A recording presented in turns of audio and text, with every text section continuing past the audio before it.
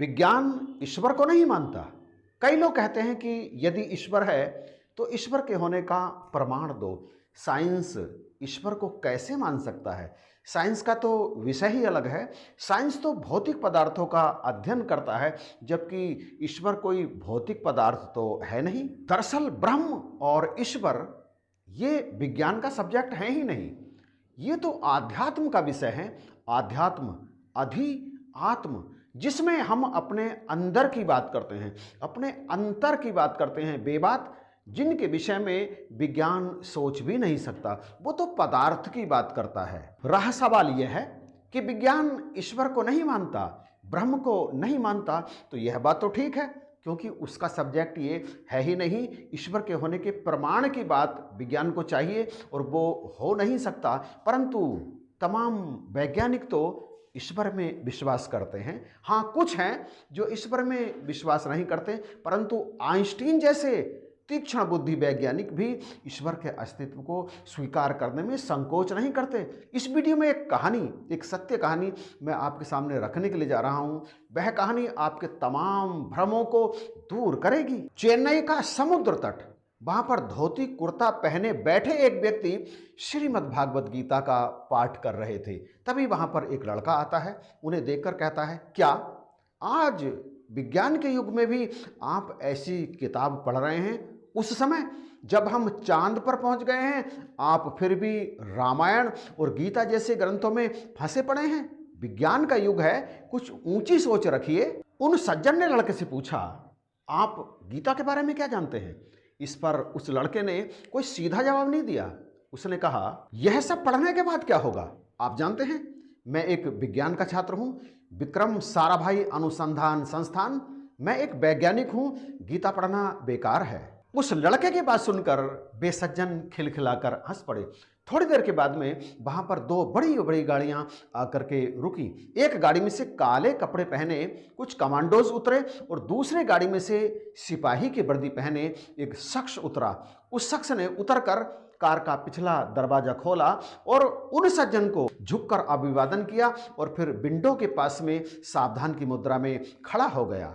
वे सज्जन जो कुछ देर पहले श्रीमद् भागवत गीता का पाठ कर रहे थे, धीमी चाल से चलकर कार की सीट पर आकर बैठ गए। और वो लड़का हैरान रह गया।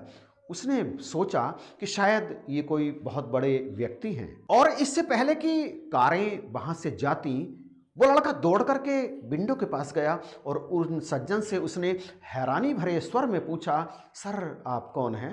इस पर उन सज्जन ने बड़े ही शांत स्वर में उत्तर देते हुए कहा, मैं विक्रम साराभाई हूं।